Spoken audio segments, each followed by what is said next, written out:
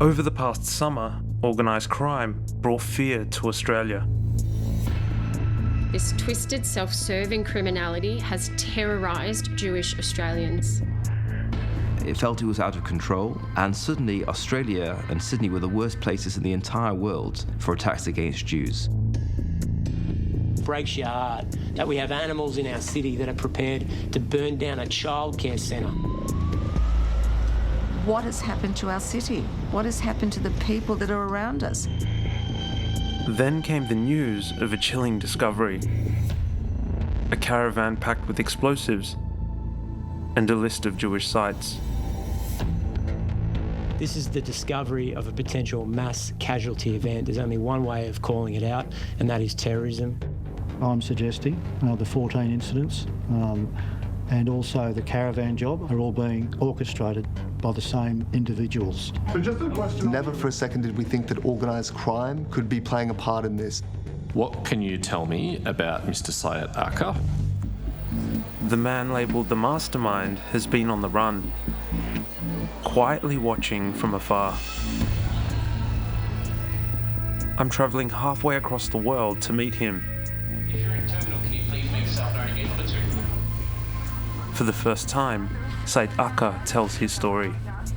Were you manipulating law enforcement? I was giving them explosives.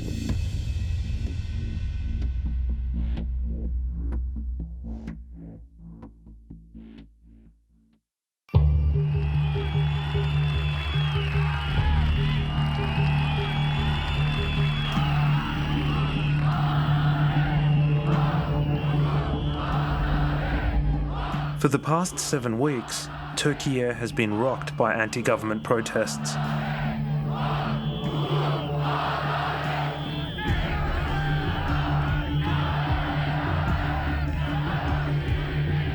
I've come here in the midst of this turmoil to meet an underworld figure in hiding. Sayit Erhan Akca is a key person of interest to police investigating Australia's wave of anti-Semitic crime.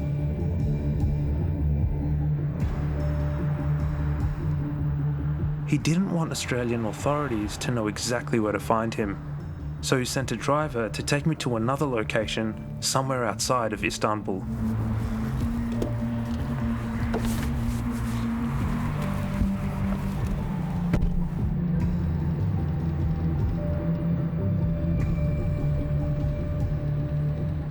We have no idea where we're going. All we know is it's going to be a long drive, and eventually we're going to meet with Sayit.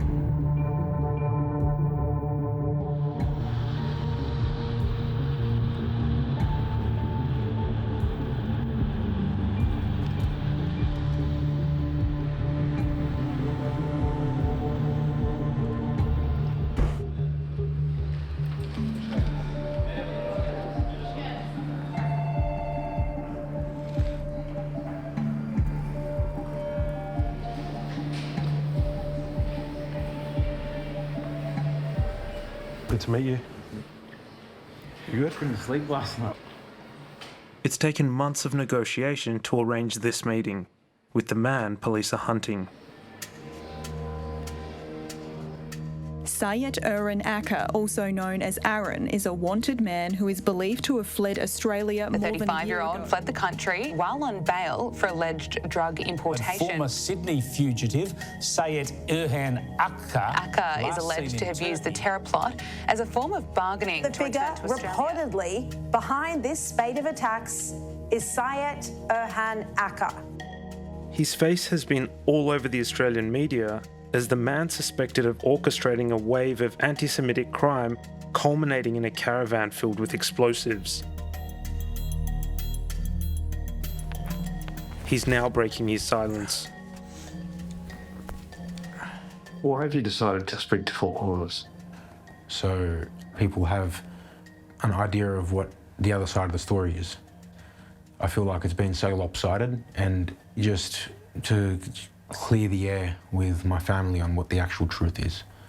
I don't know how it all just got ruled directly to me. We can't verify a lot of what Akca says.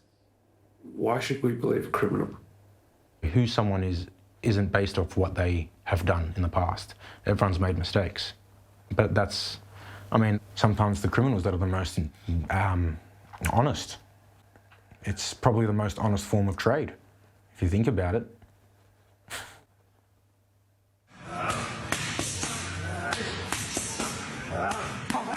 A few years ago, Sayit Erhan was riding high as a gym owner and entrepreneur in Sydney's south. How many gyms have you opened now? 3. 3 in how many years? 4. And you own how many businesses? 6. And how many of them active? 6. And one of them is a private investment firm, which is pretty far left field for a gym. Oh, yeah, well, I just like to do as much as I can with the knowledge I have.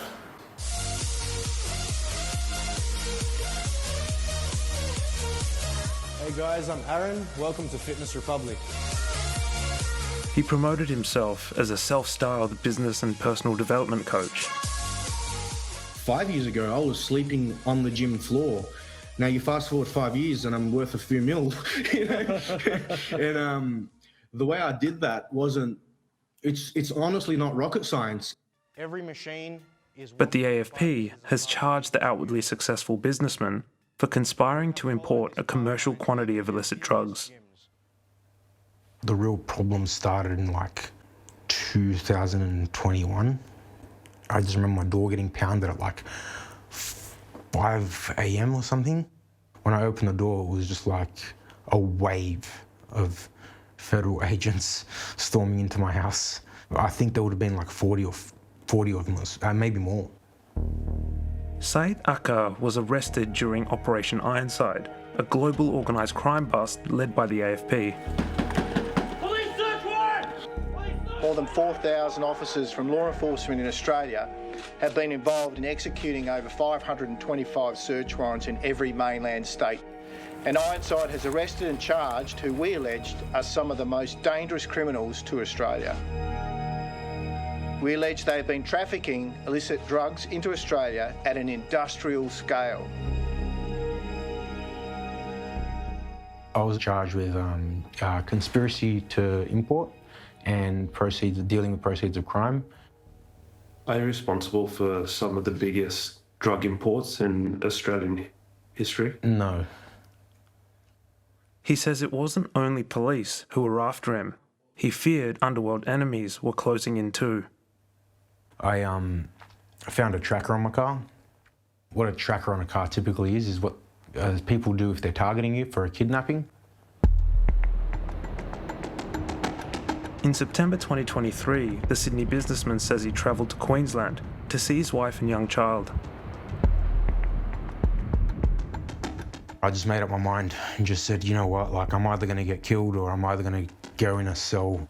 So I just kissed my family goodbye and left my phone there and just left. He'd already surrendered his passport as part of his bail conditions, so he used connections to flee Australia. How do you leave? Well, had to go and hide out for a couple of days and organise a way out. How hard is it to organise a way out? Depends how resourceful you are. I didn't struggle. I was out of there in 48 hours. 48 hours I had everything in cement. How do you get out? By boat. How much did you pay to get out of the country? $250,000. But I mean, there was also return favours involved. So I got a pretty good rate. By the time Sayit Erhan reached Thailand, the world had changed. Mass terror had struck Israel.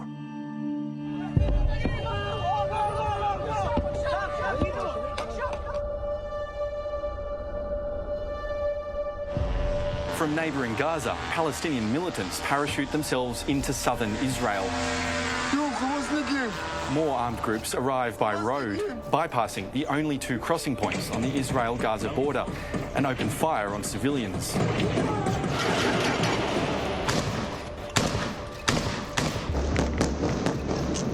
Israel quickly retaliated with airstrikes pounding Gaza.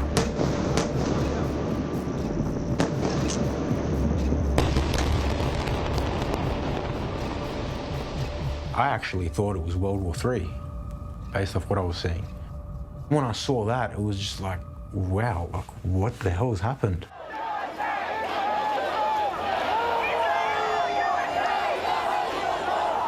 The ramifications of October 7 and its aftermath fueled anguish and anger on Australian streets.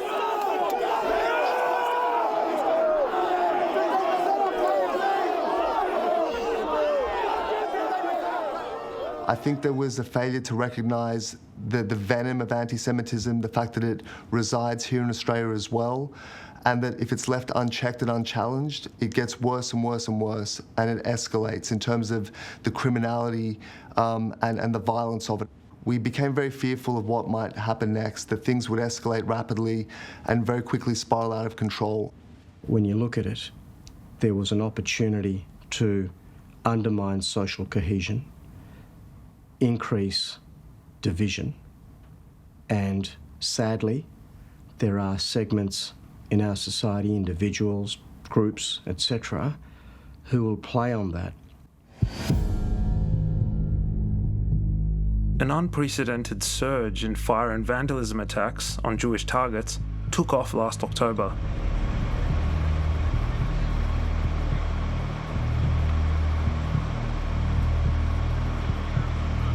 Afterwards, I started to think, oh, why did they firebomb us? We haven't had any complaints. Everyone's always wonderful to us. No one's sent us any letters or any threatening anything.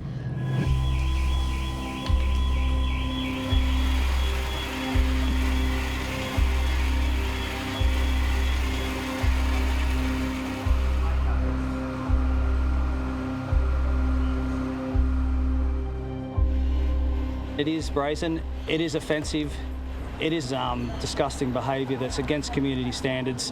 There was a ute that was set alight, and what? Yeah, the Chiswick restaurant was vandalised. What?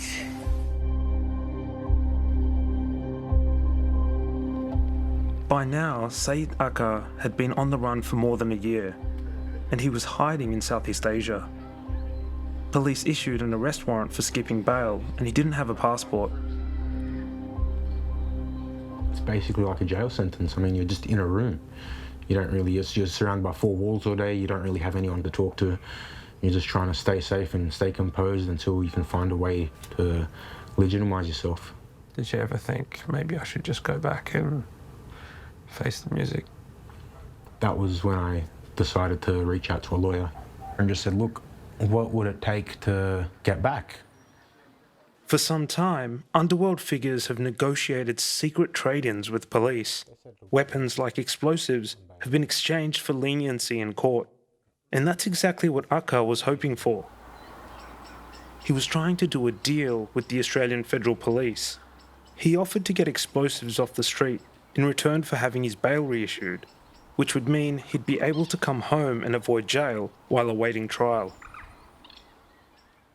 So what did you offer? Explosives.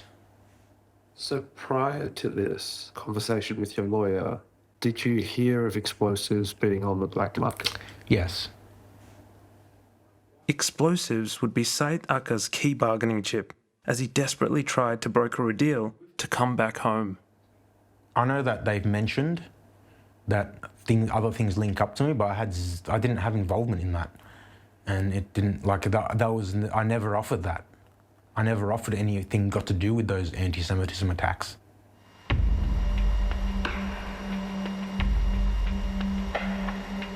New South Wales police were gathering evidence that low-level foot soldiers were being directed to carry out attacks, and the suspicion was that organised crime might be involved. My father was killed in the Holocaust. This is how it starts. Totally, it's a physical reaction. At first I felt like a bash to my head and then a bash to my heart.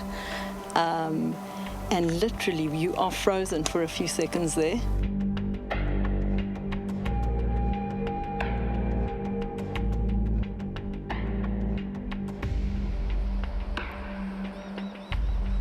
This is the sort of thing that happens when you allow racism and anti-Semitism to go unchecked.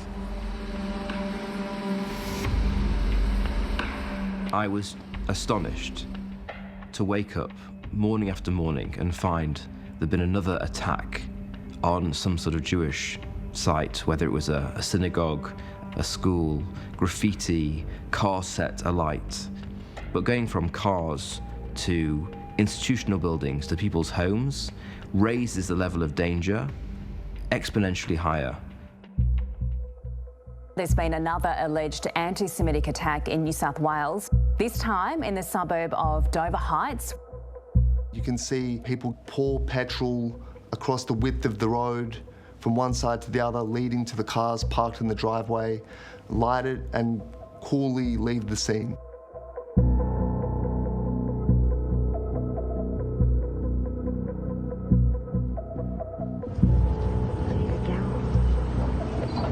Jewish leader Alex Rivchin had apparently become the target with his former home attacked.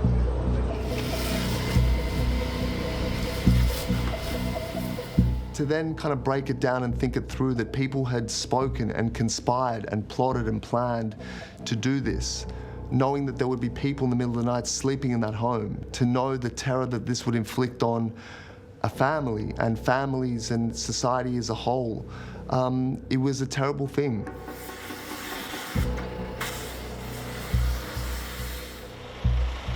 Police are investigating a fire at a childcare centre in the city's east. It is completely disgusting, and these bastards will be rounded up by New South Wales Police. What was your reaction to the attack on the childcare centre? Oh, it's disturbing, man. It's there's kids that go there. Like, what do their parents tell them? Where do they grow up thinking that someone just blew up their school? Were you responsible for that?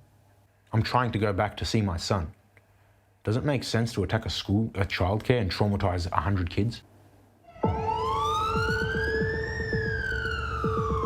Authorities were scrambling to stem the escalating wave of hate crime and find who was responsible. National Cabinet was convened and briefed by AFP Commissioner Rhys Kershaw. The Commissioner fronted the media the following day. We believe criminals for hire may be behind some incidents. So part of our inquiries include who is paying those criminals, where those people are, whether they are in Australia or offshore, and what their motivation is. Did you see that press conference? I believe so, yes. Were you concerned at all that they might have been circling you? No. You didn't think for a moment that... Well, my hands are clean. Why would I think that? I was actually in conversations with friends saying, who is doing this? And we're talking about it like we were trying to figure it out amongst ourselves. Later, he would emerge as a key suspect.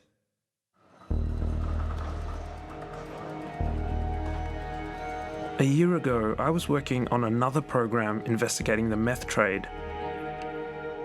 That's when I first came across Sayit Akca. Police sources told me he was a major drug trafficker. On January 29th this year, he sent me an extraordinary tip that news was about to break about the discovery of a van full of explosives targeted at Israelis. He told me it was in Dural in Sydney's northwest and was terror-related. The ABC contacted New South Wales Police. Just over an hour later, the Daily Telegraph published the story. That caravan contained an amount of explosives and some indication that those explosives might be used in some form of anti-Semitic attack. I believe the blast zone could have been 40 metres in diameter, which is a significant amount of damage. This is the discovery of a potential mass casualty event. There's only one way of calling it out, and that is terrorism. The news set off fears the months-long anti-Semitic crime spree had crossed the deadly line into the realm of mass terror. I understand there was a note inside the caravan with the name and address of the Sydney Jewish Museum and the name and the address of the Great Synagogue written on it. The idea that the perpetrators wished to convey that a caravan could be parked outside my synagogue and detonated, causing terrible damage, terrible psychological damage, potentially injuries and deaths, that initially achieved what it set out to do, which was great, great fear and terror in the Jewish community. But the public wasn't getting anything like the full story. Even when the news broke, police strongly suspected that the caravan was not intended to be used in a terrorist attack. That would only be revealed 6 weeks later. And watching all this unfold was Sayit Akca.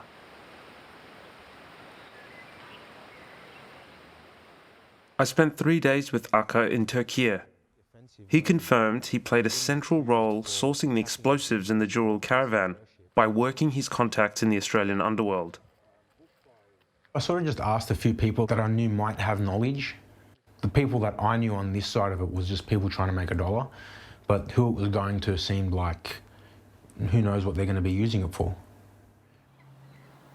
With that information, he says he offered the AFP a trade or deal in December. It was, okay, let's have a conversation about it. And what do you have? What can you give?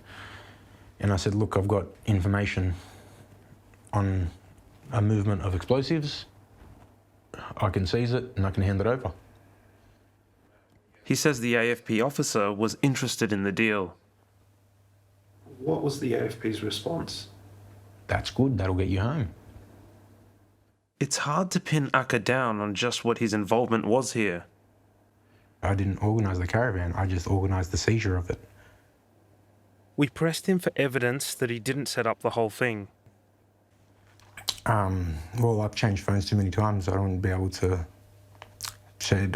pull out anything from prior to Feb.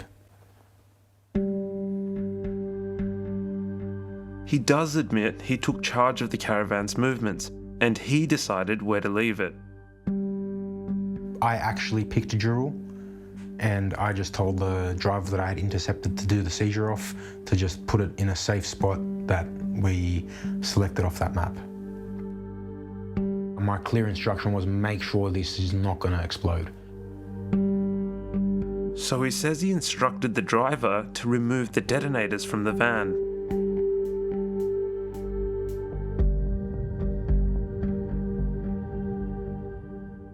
If this ends up in the wrong hands, or if a kid opens that door, or if cops don't react to it fast enough, there's so many ways this could go wrong. What if the wrong agency found it and it had the detonators ready to go? I'd have a terrorism charge when I was actually just trying to get this stuff off the street for it to be able to go back home. This is the first time we've heard that there were detonators in the caravan. I believe the detonators were just in a bag on the ground, and everything else was just on the ground. So I don't think they were connected. The most sinister aspect of the caravan plot was the note listing Jewish sites. Akca insists he had nothing to do with that. Yeah, if I knew that was there, I would have taken it out. Of course I would have. Look what was going on. How does it benefit? Well, someone might think that's one way to get the police's attention. Well, you could be right. You could be right. I didn't know it was in there until way after. This is another aspect of Akca's account where it's difficult to pin him down. Even before the note was made public, he'd messaged me to say the van full of explosives was targeted at the Israelis. Still trying to secure his deal, Akca says he told the AFP the caravan's location in Jurul around the 10th of December. The AFP would not confirm this.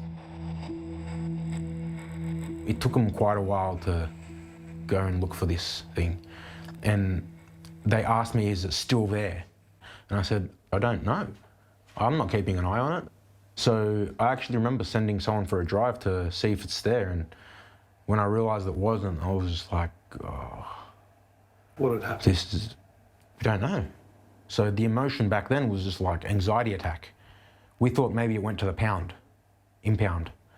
So we started we started sending people to drive around, look at impounds, look for this, rogue van. And yeah, there was no luck in finding it. Akca says what happened next derailed his plans. The gentleman that lives right on that bend somewhere pulled it into his property. And when he hatched it open, he called New South Wales police. And I believe at that point, that vital point, is when everything went belly up. New South Wales police had no idea about the AFP's covert operation with Sayit Erhan. The AFP told them they had an informant, but couldn't disclose the details. We repeatedly asked what the motivation of the person providing that information was. However, their internal policies prevented them from doing that. In that period, what were you doing? I was looking for more explosives as well. Because I thought we may as well start looking for another set. And when we handed those over, that didn't make the news because they actually reacted on it really fast.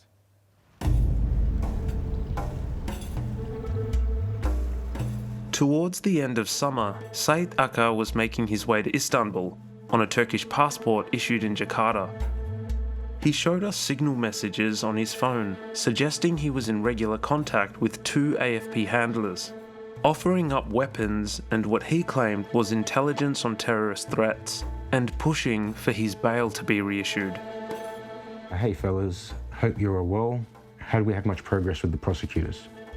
I'll be honest with you, I'm pushing shit uphill at the moment. The news article from the Daily Telegraph has pushed things back, basically painted a picture. The Caravan was a trade-in by an organised crime syndicate, but I'm still working on it in the background for you. We can't verify the names behind these messages.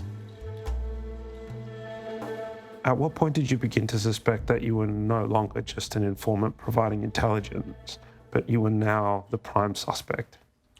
As soon as I got asked if I can set people up, and the answer was no, I'm only giving explosives, I felt like from there on, it just became like cold.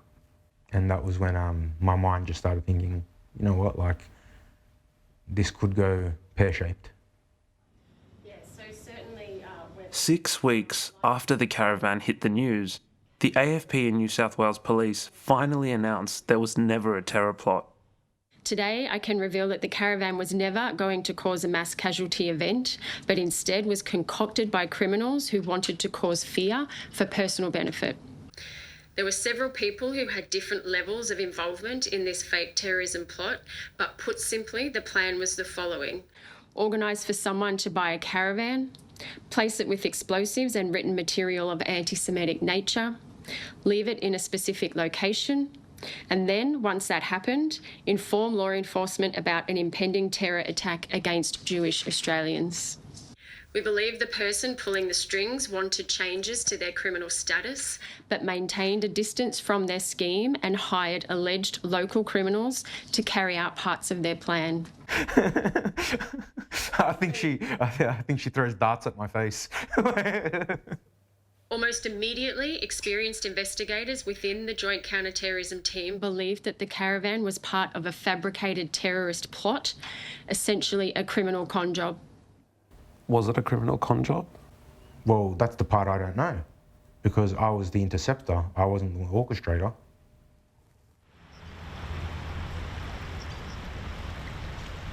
Reaction to the police press conference was distressing to the Jewish community.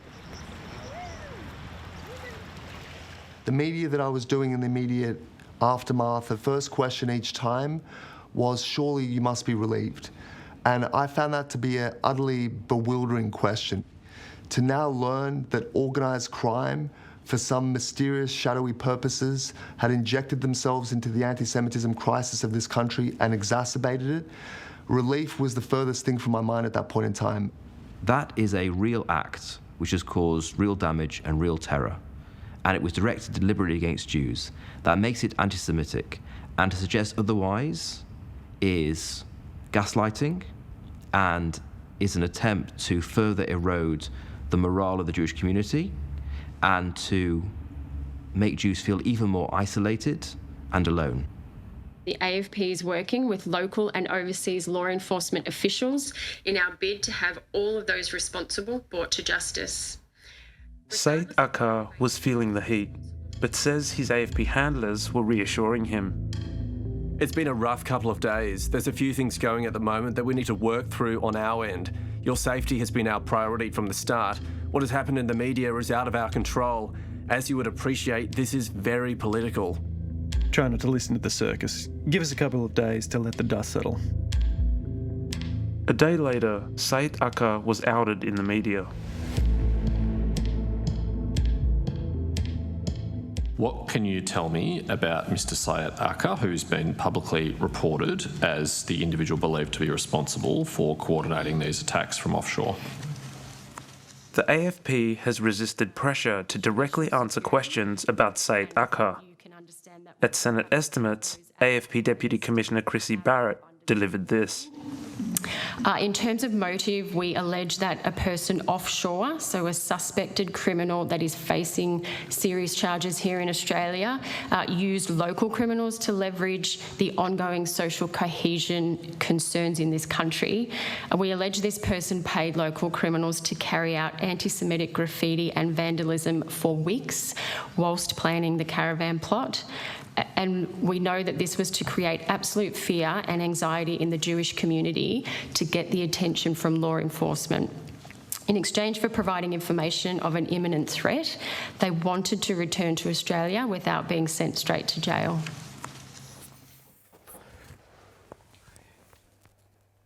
Were you exploiting the trauma of Jewish people to leverage police? No, I would never had the anti-Semitism in my trades. I'm going to go through every attack and ask if you're responsible. But the answer is just going to be no. Were you responsible for graffiti attacks and an attempt to light a synagogue in Newtown? Definitely not. I go to a mosque and God is God. In Dover Heights, the former home of Alex Rifkin, co-chief executive officer of the Executive Council of Australian Jewry, was sprayed with red paint and anti-Semitic graffiti, and a car was set on fire. Were you responsible for that? No, and how would I know where he lives? In Woollahra, Magny Street, 2 homes and cars were sprayed with anti-Semitic graffiti. A Toyota Corolla was torched. Were you responsible for that? No. Erhan rejected involvement in any of the graffiti and firebombing attacks. That's probably what actually offends me the most, because anyone that really knows me back at home, they'd know that I would never ever take bread off someone's table. But the anti-Semitic attacks, I got pretty offended by a couple of them because I know that's just not my core values. But this pledge of core values sits uncomfortably against Erhan's social media postings in the past.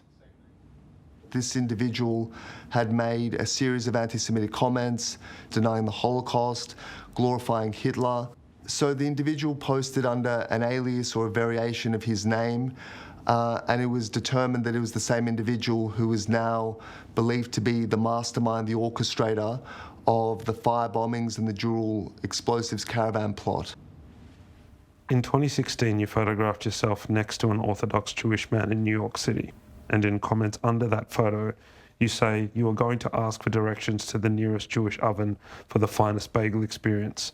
That's pretty offensive, isn't it, to allude to the Holocaust in any way as a joke? Yeah, it really is. And I'm deeply remorseful about that. I was just joking around on social media back then. I actually had a lot of followers for it. And that was just my persona. But yes, I am remorseful for those. In 2018, you posted on the Facebook page for the New South Wales Jewish Board of Deputies, how did 6 million die when only 3.2 registered Jews in Europe at the time? Do you really believe that? I understand it's not the right thing to say out loud, but back then I was just very controversial and I was known for it. But yes, I do understand what you're saying. The following day, in responses to a post by the Jewish Board of Deputies about vandals targeting the Jewish community by spraying swastikas on cars. You wrote, Sieg Heil, a victory salute used by the Nazis. Why did you use that? I was just being young and silly. And I don't know, it was just like banter at the time. But yeah, I'm now that we're in this time of life, in this environment, it's not the right thing to do. Do you accept that that kind of banter can be really harmful and offensive? I accept it, yeah. I am remorseful.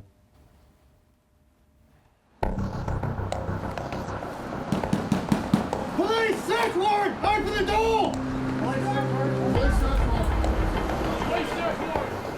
New South Wales Police have made scores of arrests in relation to the anti-Semitic crime wave of the past few months. Police say some of the alleged offenders are criminals for hire. There were people with severe mental problems, with severe drug problems, and no history of anti-Semitism. And they were paid in cash to carry this work out, and they were using that money, I presume, to buy their next round of drugs. And while their actions are clearly reprehensible, you have to feel a level of human sympathy for them. This 20-year-old was arrested in connection to a stolen vehicle, later used in the Maroubra childcare attack. I didn't know what this was for. I didn't know it was some racism or nothing. I'm sure I was kind of just forced to drive, and yeah. And did you get any money? I filled up my car tank, $50. What got me a bit of weed because I'm a stoner. Tell me why you've asked me not to film your face. These people are good. Don't fuck with them. In my opinion, I can't believe what I got myself involved in. I'm at the point where I'm worried about my family's sake, to be honest. A second man has been arrested over an attempt to set fire to a synagogue in Newtown earlier this month.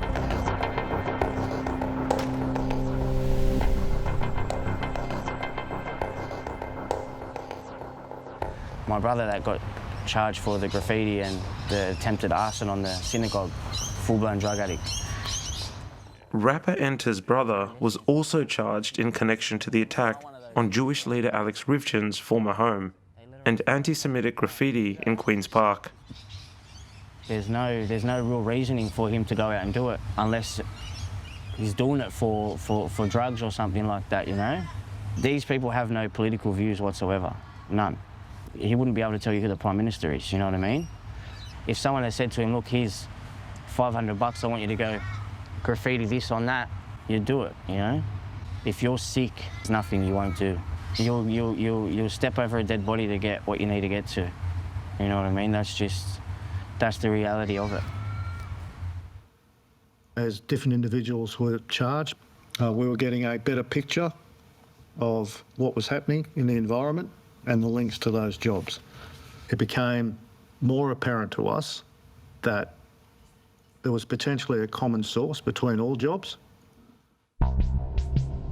No one's been charged over the Dural Caravan, but 2 people named in a search warrant have been connected with the investigation.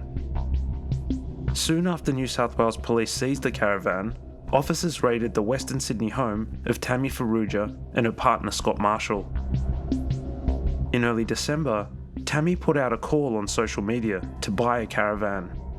The same day, her partner Scott Marshall posted a photo of a kitten with wads of cash. At the time of the raid, both were in custody. They've been charged over a separate anti-Semitic attack in Sydney's east. We're not suggesting that the owners of that caravan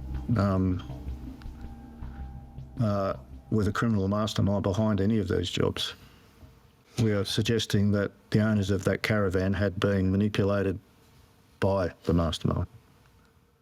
Does the name Tammy Farrugia mean anything to you? No, I saw it in the newspaper. That was it. What about the name Scott Marshall? Same answer.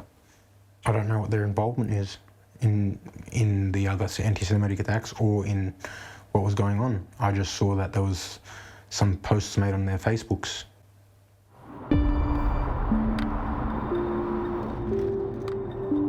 3 weeks after the interview, Sayit Erhan Akca arranged for me to meet the man he says drove the caravan to Jurul. And as far as we're aware, the police haven't caught up with this guy yet. So we're just driving out now into the suburbs, waiting for him to drop the location. The man we're meeting insisted on not being identified.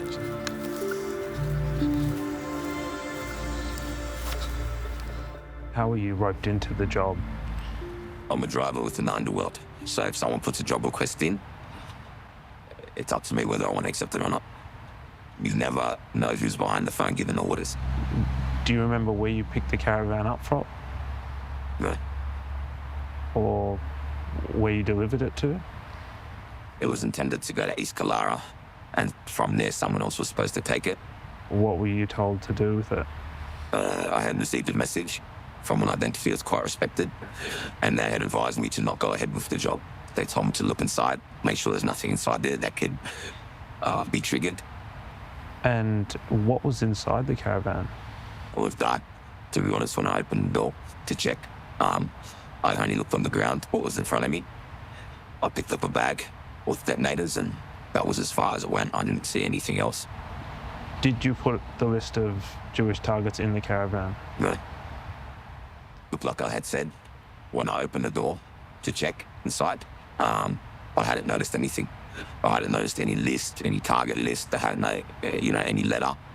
I'd only just grabbed the bag of what was in front of me, and that's it. I pressed him for more information on the detonators. No comment.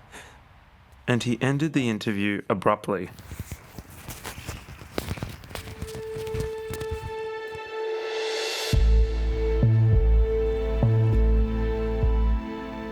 Neither the AFP nor New South Wales Police would speak to Four Corners. In a written statement, the AFP questioned the motivation of the individual we interviewed. Sayit Erhan says he's found a refuge in Turkiye and is confident he won't be sent back. Do you think you'll ever be caught or extradited back to Australia? I don't want to talk big on this fact, and I don't want to really blow smoke or anything, but I feel safe. I feel pretty safe. Why don't you just come back and face the charges? Because it's just blown out of proportion really bad. I was willing to do that, but not anymore.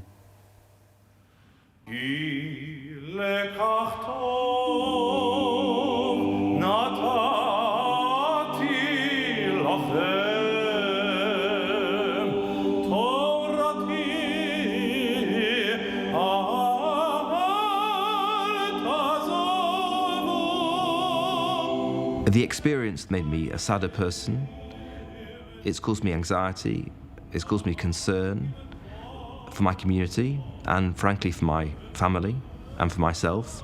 So a combination of feeling under threat from the attacks themselves and also isolated by those we hoped and we thought were our friends combined to create great distress inside the community. I think it's shown the vulnerability of our democracy and our freedoms, and the things that we take for granted as Australians and as Australian Jews have been able to meet in our place of worship, send our kids to school, walk down the street with a Jewish head covering or a Star of David necklace around our necks. All these things now seem like acts of defiance. And that to me shows that the character of this country has changed. And we need to fight for it. We need to stand up for the greatness of this country and to bring it back to what it was and what it should be.